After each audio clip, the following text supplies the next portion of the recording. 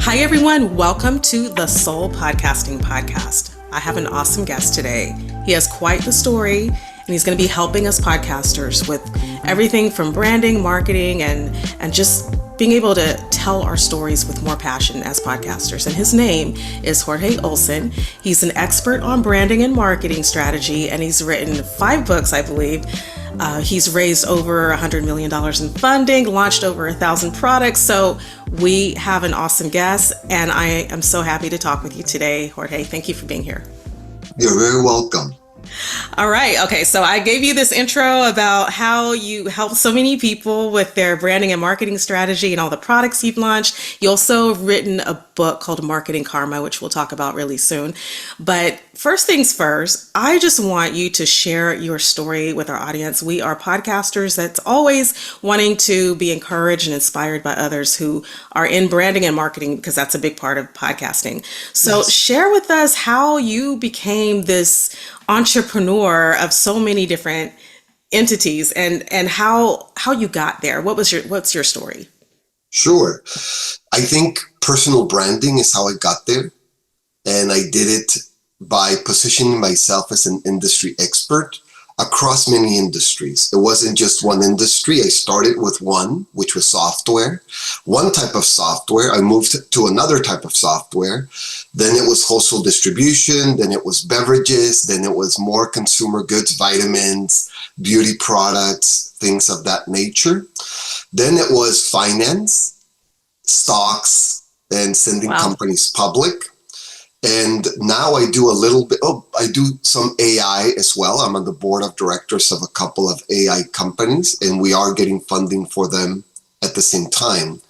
So I did it with writing. I did it with podcasts when they were just starting, first adopter, back when a lot of recordings were over the phone. I'm talking way, way back when you had to record over the phone. People would call the number and listen to whatever you recorded, like a modern podcast, but you had to be glued to your phone. And that was the way I started. That was the path I took in entrepreneurship. First as an executive, as an employee, and I started as an entrepreneur when I was 30 years old. That is amazing. So you go way back. You have quite the history of how you began. Can you just share a little bit about what sparked your interest in becoming an entrepreneur? How did you get to that point? What is your backstory of what inspired you to become an entrepreneur? Yes. Time. When I growing up in Tijuana in Mexico, across the border from San Diego, where I reside now, I didn't have any type of finance or entrepreneurial or money management experience. It was art, it was literature, it was music, all of the humanities, philosophy, writing. I started writing at the age of 12, but it was not business. In Mexico, even today, business is not a big thing. They don't teach you about business in school. And unless you come from a business background in your family, you will not learn business. It's starting to pick up in Mexico. This generation is starting to figure it out. By my generation, you just didn't go into business. The barrier of entry in Mexico is higher than the barrier of entry in the US for a business as well. Really? You can't just start a business and figure it out later and fix your tax at the end of the year. No, you have to start in the beginning. You need some income. So it's not that easy financially.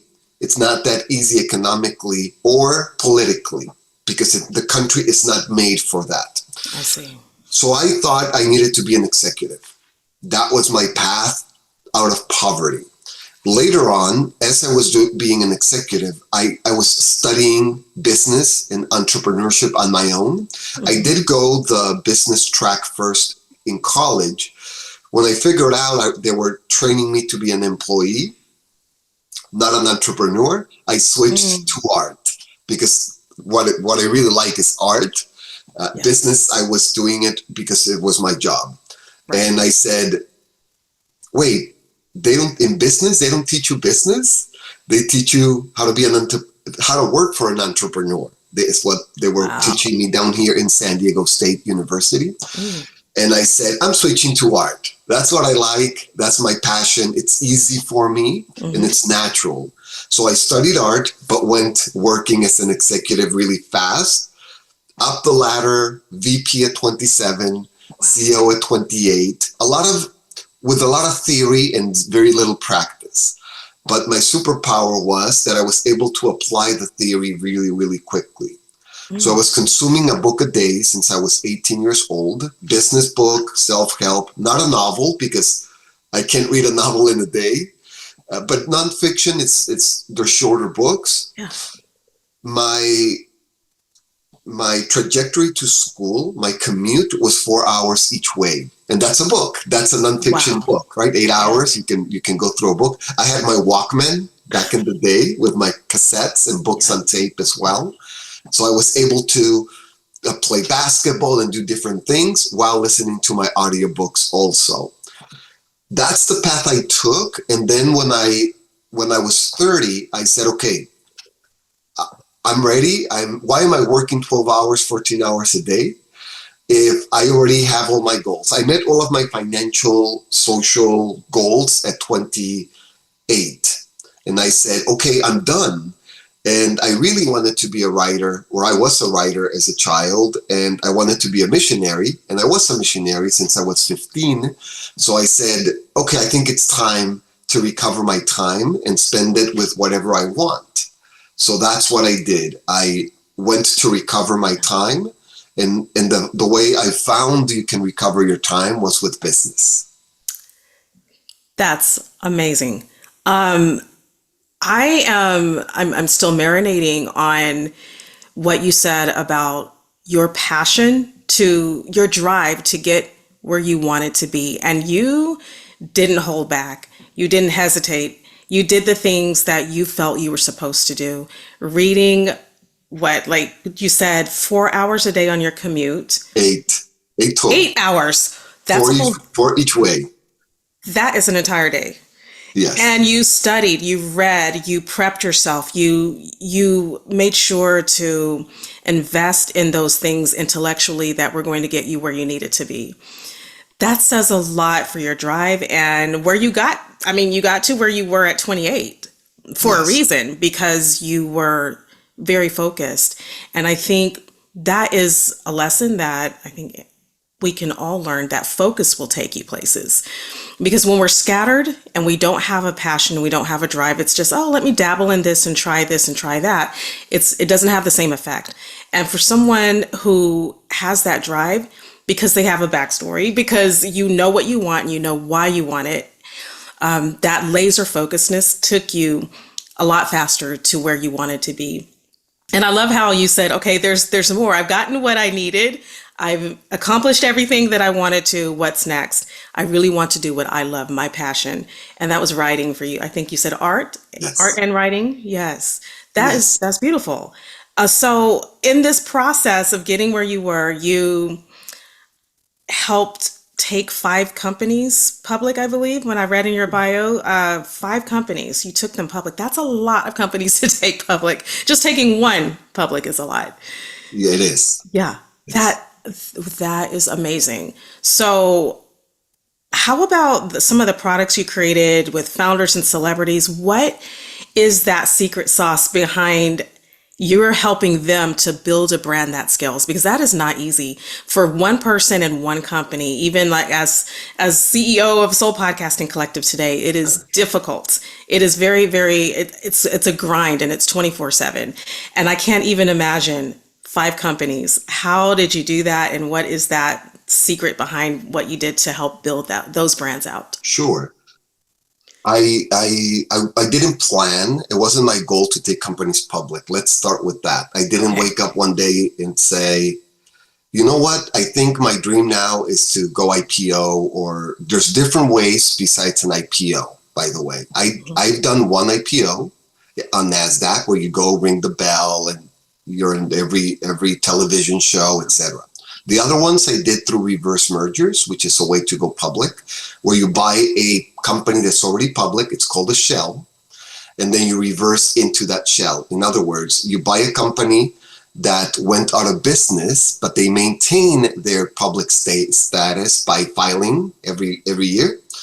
And then you buy that. It's expensive, $250,000 and up.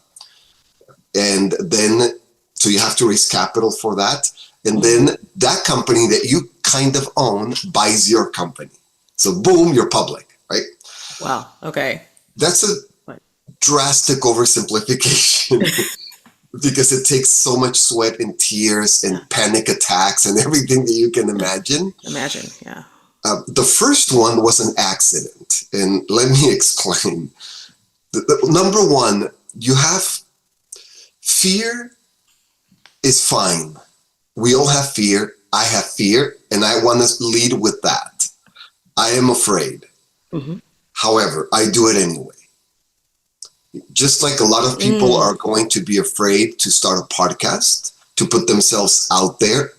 They're afraid of speaking in public. They're afraid of doing the clips because they don't want the videos of themselves going around.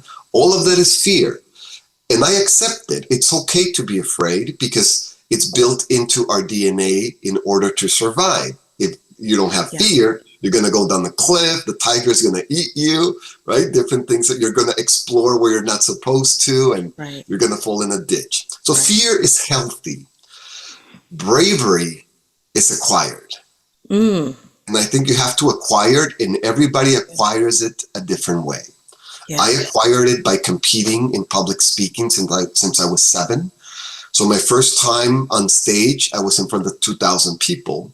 That gets your jitters up and then running really fast. I remember coming down and asking my mom, could you see my knees buckling and touching each other? And she probably lied and said, no, of course not. I couldn't see anything. So fear, I have fear. And I wrote this book called Build Your Beverage Empire 15 years ago. Mm-hmm. And I felt a lot of people launched their beverages. And this gentleman called me, which is now one of my good friends and partner in 3 of the public companies, and said, I met him at a trade show in Mexico, in Guadalajara, but we lived close by in San Diego. So we met in Mexico. And he invited me to his company. And we were buying a Miller Beer franchise because Miller Beer, Budweiser, Coca-Cola, the trucks that you see distributing are franchises. They're not owned by Coca-Cola, Pepsi-Cola, Dr. Pepper, etc. Miller, Budweiser. So that was the relationship. He was buying a Miller Beer distributor. He read my book and said, "Oh, I need somebody who knows beverages." Mm-hmm. So we're raising capital in the Hilton in LA. In Beverly Hills. And there's a bunch of company raising capital to go public, and they rented the entire floor with suites. And then you set up, so we set up with the beer and everything, and then people would come in, right? So people came in, and the CEO started talking about, and by the way, it was an export company into Mexico as well. Mm-hmm. So he started talking about the stock and the stock market and this and that and the other. And I'm not paying attention. In my head, I'm writing a story, a short story. And because I didn't understand the word he was saying. Right. It's like in class. Yeah. When I was a student, right? I would just go, fly and be distracted. And then somebody asked, but you're not Mexican. And then, we have a Mexican here with us, right? And then they were asking something about public companies. And then he says, Jorge, tell them about Mexico. And by the way, tell them how we're going to do a reverse merger. And I had my suit, and I go in front, I fix my tie, and I'm thinking, what the hell is a reverse merger? And that was my introduction into public company. And, wow. And with the sun, you got thrown right in there. Oh my God. Hoping the sweat is not consuming me and they can't see my armpits. And oh my goodness. I was trembling. Like, these people. How did you make it through?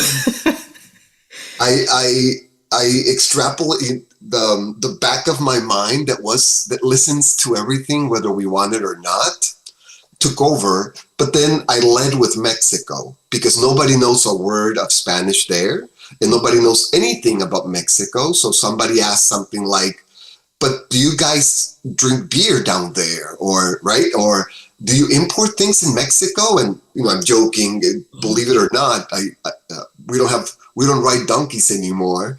It's a civilized country with one of Right. the top 20 economies in the world. So I go into my economic spiel, Mm-hmm. social justice spiel, constitution, the Wow. right to education, free college education. And of course, they're blown away like, what? Free college education? Wow. Sign me up, right? Can I send my kids? Yeah. Send your kids. So then it went into that direction. Wow.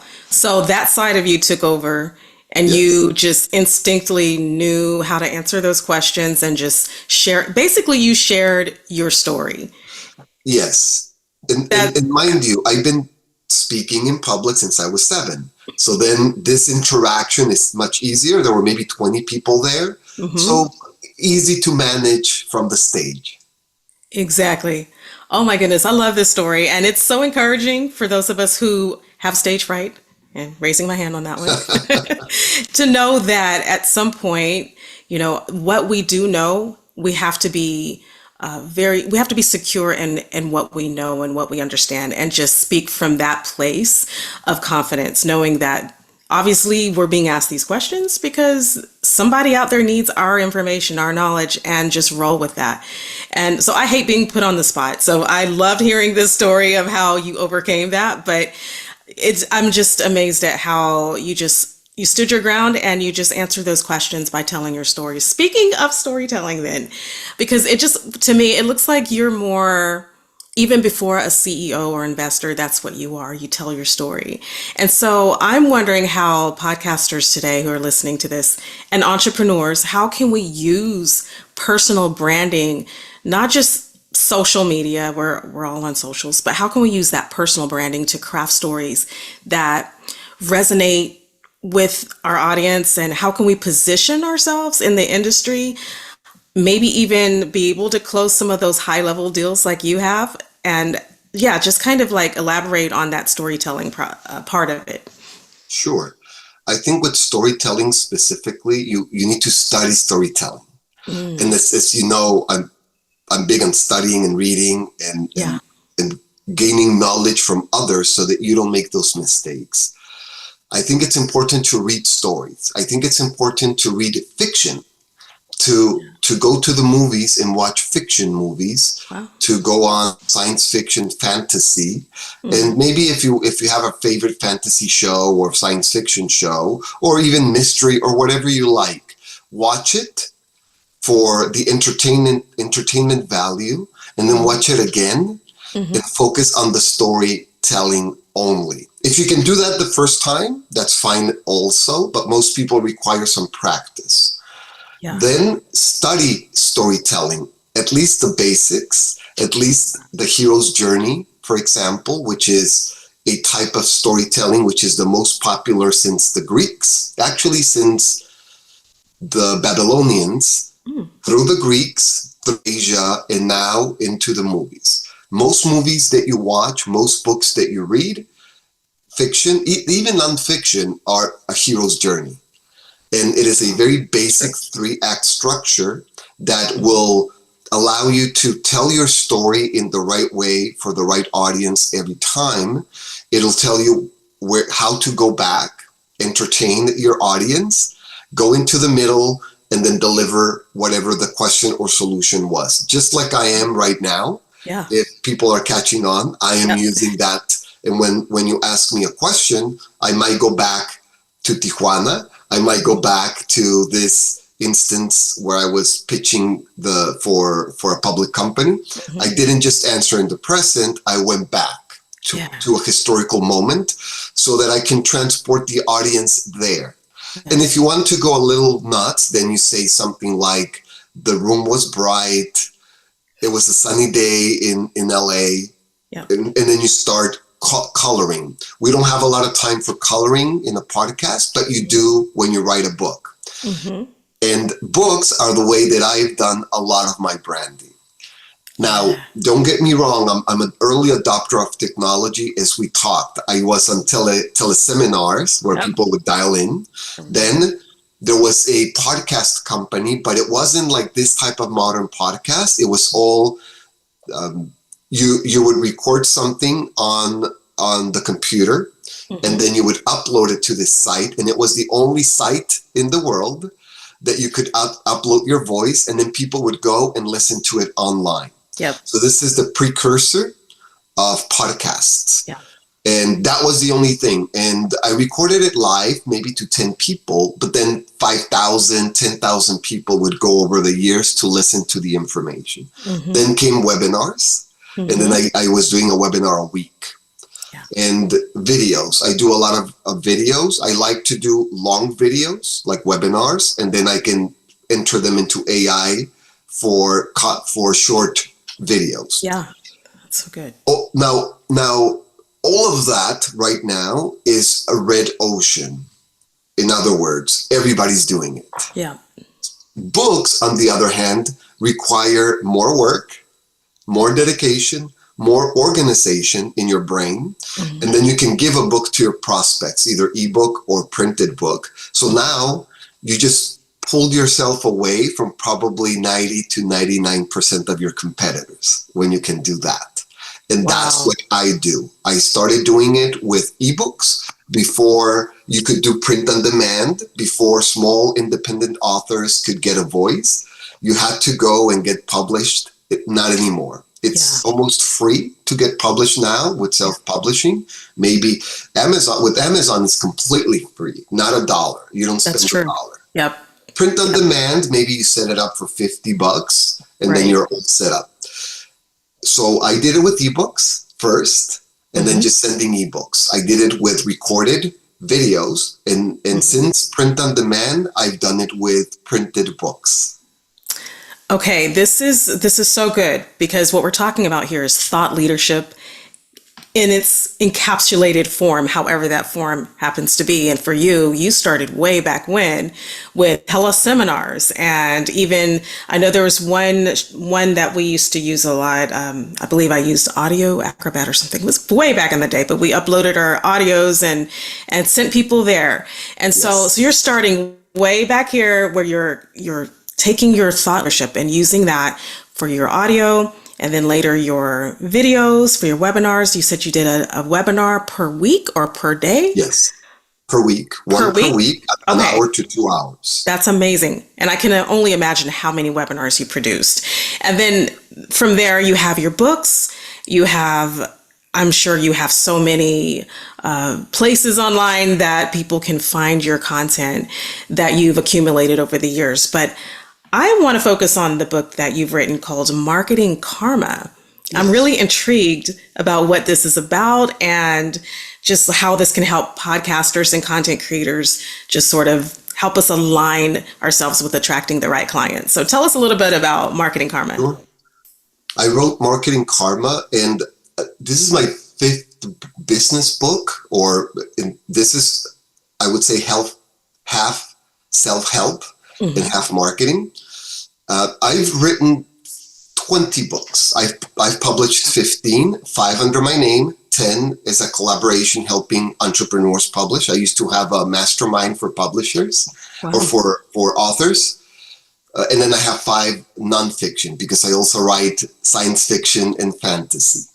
Oh. Now, with Marketing Karma, my other books are very niche. They're extremely, extremely niche.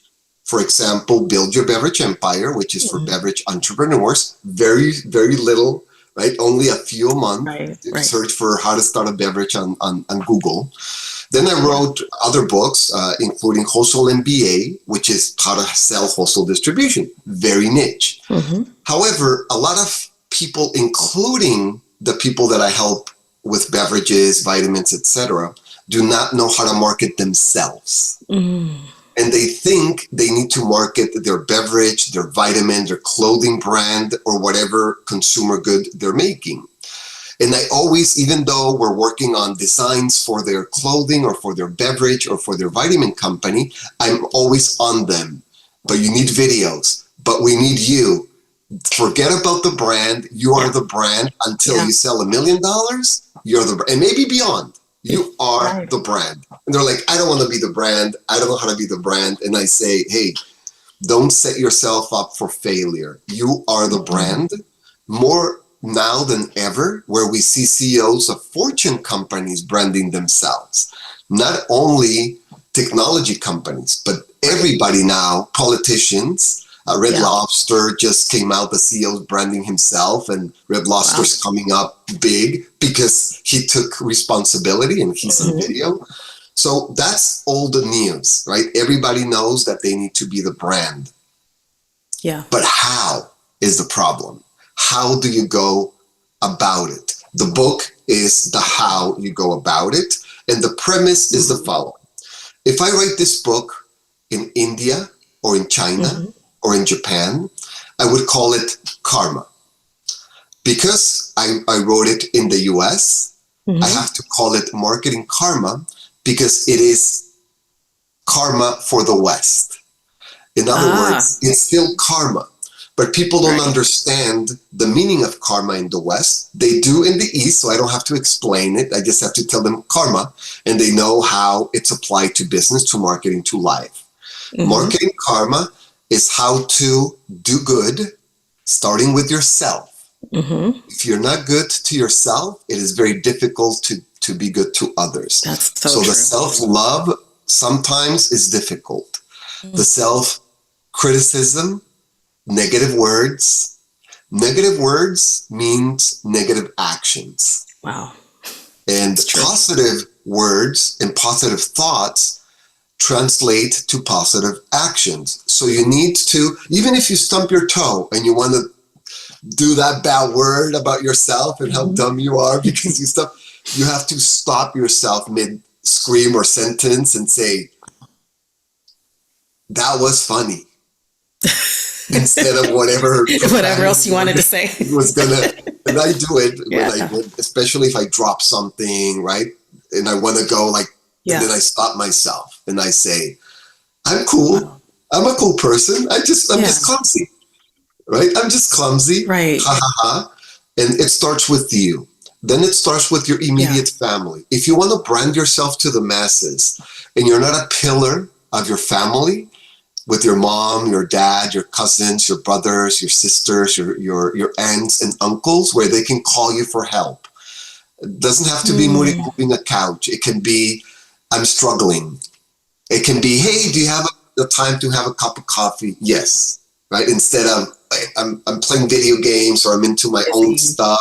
I have my own problems, right? Once you start changing that and saying, yes, I will help you. I will have an ear for you. I will just shut up and listen. Even if I have the answer to your problems, for those men out there, I will shut up and listen. It starts with that. That's karma. And then when you start doing this and then the ripple goes into your community, your neighborhood, and then into business with the way you speak, the way we're speaking now and how we're very professional to each other and we're kind to each other. I think that's what I mean, and that's the ripple that has to go out. No, the funny thing about karma is, even if you don't want anything in return, and you're a monk, and you say, I don't want anything, karma doesn't care. Karma doesn't ask. Karma will give it to you, whether you want it or not, because that's the definition of karma. And my uncle was a Franciscan monk. And he was in the hills with the indigenous population of Mexico, the most remote places. So talk about karma. And of course, everybody loved him. I went to visit for 2 weeks, and we were in a mountain, who knows where, no cars, no reception, nothing. Here comes one of these Native Americans in a donkey with like a movie, right? Like a movie with firewood, right? There's no electricity up there. There's no running water. It's just 1,000 years in the past. And the lady sees my uncle fry cuchi and goes, fry cuchi. And I'm thinking, this is the middle of nowhere. We're like 6 hours from his little shack. And everybody knew him in every mountain. And that's karma. And they want to hug him. And Oh the my. kids want to hug him. And I'm thinking, what did you cultivate here? Yeah. Right? Like you have to tell me, what is all this love that you're getting? Of course, nothing material, because if I would give him a sweater, he would go like this and give it to the first person he sees walking by, right? So he doesn't care about that.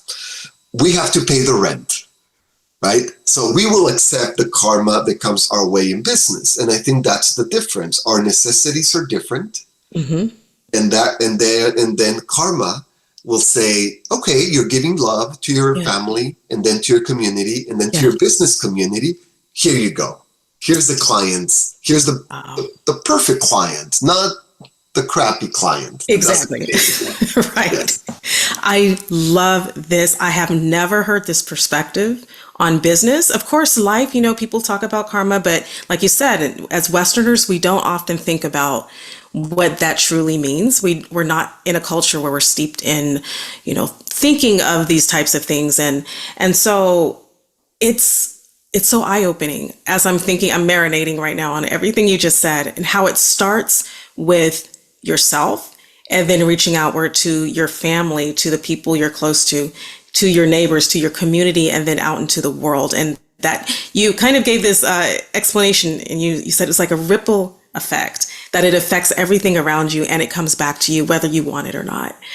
And that's got me thinking. I'm going to be thinking on this for probably the rest of the week or so, just really seeing how what all of our actions and what we do in business is tied back to really the core of who we are. And every choice we make in life, including business, really just points right back to our soul. Soul podcasting is why I like to call it that, because I think about like your passions and who you are, bringing that to the surface. But I love how you're showing us something that we can look at, how we're reflecting, life, and how it comes back to the root of who we are. That's why we see the results we see. And if we sort of just follow what you did, which was, I'm thinking you were just, I can't describe, I'm at a loss for words right now, but I love how you just pushed through. You did what you needed to do, and you did more than enough. And you were listening to all of the audios that helped you to become who you are today. And you're a self-learner. You continue to learn, you continue to grow. And I think that openness to learning, it's a humbling thing. It's humility that keeps you on that learning path and keeps you growing into who you will be. And I just think that's phenomenal. What a great example. Thank you for showing us that and how to live that way. And I just want to just ask you one more question about, as we're going through life as podcasters, as entrepreneurs, we have to keep some level of boundaries, and protecting our peace. And you operate at a really high level. And so I'm wondering, just for my own personal benefit, I would love to hear what your answer is. How do you protect your peace while you operate on this level? And what boundaries for you personally have become non-negotiable? Oh man, I think this is a very important question, especially because of cyberbullying, for example. Mm-hmm. Again, I think the preparation for this moment is important, and then going through something is important. Sports, I think, are, for me at least, when you perform sports, or maybe it doesn't have to be sports, maybe it's performing arts or something else, where you're constantly in front of people and being criticized. I think that's important. Old school sports coaching, well, no, they still doing it. They still do it. It's in your face. Everything that you do wrong, right? Instead of good job, you're wonderful, right? Forget about that free throw, right? I can't believe you missed a free throw. So it's very negative, and going through that helps you, because you say it's part of life. They're telling me what to do, or they don't like me, or maybe you go play in a different city, and everybody starts hating on you on the other teams, and then you have to just let it go because you do that every week, right? Wow. So kids that are in traveling teams, for example, where the other team is screaming at them with negativity, that actually helps. Now, when I was working in these publicly traded companies, one of them had 50,000 shareholders, which is a lot for a public company. But then you have 50,000 problems when you're managing investor relations. And this was probably the worst time with criticism, death threats, racial slurs that you can't believe because they're so hideous that they're hate crimes, right? They're hate crimes. Goodness. You know, I'm going to kill you, you know, like everything that you can imagine, the worst of people. And of course they can hide, or they think they can hide, because some people are really dumb. They would send me emails and their IP would appear on their email, sometimes for work. And I would just respond, hey, next time you're doing racial slurs, make sure you don't use your IP. Whoa. And of course they never answered back. How dumb can you be? Right. A dumb crook. So I think that's important. And then going through it and having a mechanism for deleting, and I'm talking cyberbullying because I think most people that are doing podcasts will experience it. And people can hide. This is why I like LinkedIn versus the other platforms, because you know where they work. You have their picture, and people behave because they're either afraid. Some people start something, but as soon as you call them on it, they stop because they know their boss is looking at it, their clients are looking at it. Now, in the other side, when all of this was happening, what I did was I started just, in the beginning, it was very hurtful. And then you go into this humanity. Why are humans like this? And why is this happening? And then you think, poor people that are like this, poor people that are pretending to be nice at home. They're pretending to be nice at work. They're pretenders. Poor people, maybe poor families, poor husband and wife or kids or parents that get this. Maybe they fight. Maybe they're passive aggressive with their family. Poor people. And then once I started having pity for them, my whole perspective changed, and I went, oh my God, they're suffering. Their life really sucks. And look at my life, and I'm so happy all the time, and I'm smiling no matter what happens in my life. I'm smiling, and they have so much hate. Poor people. And then I would just, but this is a funny story. I would block them, of course, delete them, and report them, right? And one of them, actually a few of them, reached out to other people that are not blocked, so that they reach out to me to please unblock them. Because they're missing out on what I'm saying. And I'm going, wait a minute. Oh my goodness. You're sending me private messages, hurtful racial slurs, and they want to be unblocked. Community. This is ridiculous. But that tells you that it's for them. It's entertainment, and maybe they're investors, maybe not. And they say, I don't want to miss anything. Well, then I don't need your energy.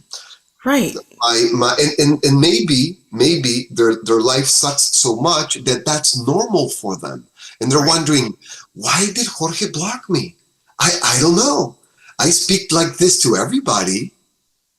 Wow. Right? I see, that's eye-opening for them. Yes, you're not talking to me this way. Just like you would walk away from a conversation, right? Somebody's aggressive. Like, no, I don't need this. I'm having a good day. Bye. And they're like, wait, don't go. Right. And I think you do have to go through it. Yeah. And then get the jitters, get the panic, the anger, or whatever emotions you go through. Then please have pity on them. And then just block. No, I think thousands I was blocking, because then they were using bots for the stock to go down. They were using bots. So it was massive 1,000, 1,000, 2,000 bots were attacking me. That is wild. That is wild. And I can't imagine the amount of energy that went into having to just deal with that. But I love that you put up your boundaries and you said, I'm not dealing with your energy. We're going to block you. We're going to keep you in your place so that I can continue to live the life that I'm supposed to live. Because obviously, like you said, they're unhappy. And Yes. but for you to have empathy for that is still it's amazing. To be able to Yes. see from their perspective that they are just really broken people that want to take down other people and destroy them. And unfortunately, being in the public the way we are is Yes. going to call to that kind of energy. People are going to see that and want a piece of it and want to just, to take us down a notch or two, or whatever they can Yes. do. And so I love that you're showing us how to put up those boundaries to protect ourselves. And there's all kinds of ways of protecting ourselves legally. And there's a lot of things that go into that. Yes. But I love that you protect your peace by saying, you stay at a distance and you just get to watch. You don't get to participate in what I'm doing here. That is so great. And so, one last thing, you said that, business should bring peace. Basically, that's what I feel like you're saying, Yeah. that there should be some peace, not just how much money we make or what our profit is. We want that, but we also want to be at peace with the work we're doing. So, for you right now, what does a soul aligned business look like? And just kind of give us some ideas of how we as entrepreneurs and podcasters can find ways to explore both freedom and personal fulfillment in what we're doing. All right. I think when you start a business, maybe a podcast is a business. Maybe it's a lifestyle decision. Maybe it's part of your other business and you want to incorporate it or get leads or at least get your voice out as much as possible. You have to have a goal, and that's important. Even if you don't write down a business plan, a 50-page business plan, do 2 sentences or maybe even a paragraph. Yes. Why are you starting this podcast? Why are you starting this business? What is it for? I think, and that's called business modeling. And I think as small business entrepreneurs, nobody teaches us business modeling. Right. And if you're an entrepreneur that makes it and you're growing exponentially, you will hit a barrier, or you will get a mentor, or maybe it's your attorney or your CPA or your investment banker. Somebody is going to tell you, or a venture capitalist, if you're asking for capital, they're going to ask you, what's your goal? Sooner or later, what's the end game for this? Are you doing this forever? Is this a lifestyle thing? Is this a side hustle? Are you leaving your job, or are you already all in? This is your business. Are you going to raise capital? Why? What are you going to do with the money? All of these questions, you need to write down the questions. By the way, if you get a young entrepreneur wannabe that comes to you and says, I want to start a business, these are the questions that you will ask them. Yeah. Instead of saying it's hard, instead of saying, oh my God, I tried it and I failed. All of these negative things that we talked about, they need to be positive thoughts, right? Because that's positive actions.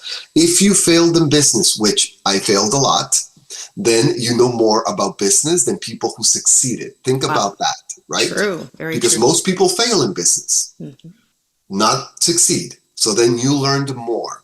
Teach that to this person, teach it to yourself, and answer these questions. For example, the companies that I sent public, from the start, we wanted to send them public. It wasn't a coincidence. We didn't say, I guess we're big enough now, let's go public. No. Should we open this business and take it public? Like that, right? Or should we open this business and just meet a lot of entrepreneurs? Like, it can be a podcast because I just love entrepreneurs. Or maybe you want to write books with entrepreneurs and you start a podcast to interview entrepreneurs, and then maybe some of them or the listeners want to write a book with you. So what's your main goal? To meet cool entrepreneurs, network, maybe do a mastermind, and then write stories with them. That's a fantastic goal. No public company, no exit, no raising capital. So I think it's very important to start with that. Why am I starting this business? I have businesses that are lifestyle businesses as well. I'm never going to take them public. I don't want 1,000 clients. I want 3, 4 clients, and that's it. Yeah. For example, I have my beverage mentoring business still after 20 years. And now I do vitamins and other things, not just beverages, but fast-moving consumer goods. I want to work with a handful. I cannot have more than 5 that I mentor personally because I don't want to. Right? 5, I do 1 hour a day. So 1 hour a week with each one. Very part-time. That's it. Yeah. Right? Very manageable for me. I like to write, and that takes a long time. I like to write, edit. I like to paint. I love to study, and that takes a long time. But I can do 1 hour a day for my clients. That's a lifestyle business. Nobody's gonna buy it from me because they don't want that business. Right. But if that's your goal, and then you have all of this time to pursue your other passions, that is fantastic. So I would say one of the most important things is to learn the definition of business modeling, because this is big, high finance terminology for investment banking, right? But now we're bringing it down to the everyday entrepreneur, podcaster, that you say, oh, all right. And then that plan, that goal is going to dictate your daily activity. Wow. You will know what to do when you wake up in the morning. Instead of, what should I do today? You will know because you work backwards from your business model to this morning when I woke up. Yeah, that's good. Like that reverse engineering, because you already have the end result in mind. Yes. You're working towards that. That's so good. Oh, I love this. And I love how you broke it down for us and helped us to see what that lifestyle could look like, and that we all have the potential to create the type of lifestyle we want with our business, but we just have to be very clear what kind of business we want and why we want to do this. What is our why? And I think that's so helpful. You've given us so much support today. Thank you so much. And I just want you to share how we can find out more about Marketing Karma. We want to get a hold of that book, and also anything that services you provide, coaching, anything that you do to help entrepreneurs, please share that with us. Sure. The book is available in bookstores, libraries, and Amazon.com as Kindle paperback. To contact me, you can go to LinkedIn and then email me if you want something urgent. If you want to learn more about what I say and how I say it, my stories, you can go to jorgeolson.com, which is my name, JorgeOlson.com. And I have a free newsletter where I send, for example, clips from this interview, this podcast. I will send videos to my subscribers. So if I do 2 podcasts per week, you will get 2 videos per week from those podcasts, because I think people learn in different ways. Some are visual, so I send the videos because we are on video. We're looking at each other, not just on microphones. I will send them the video, I will send them the audio, but I will also send them the text for those readers. That way you can consume the information the way you like to consume it.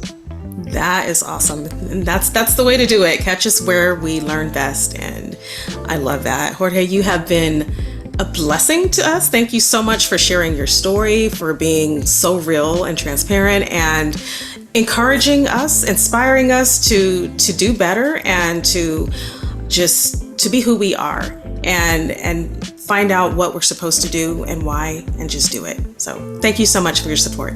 You're very, very welcome.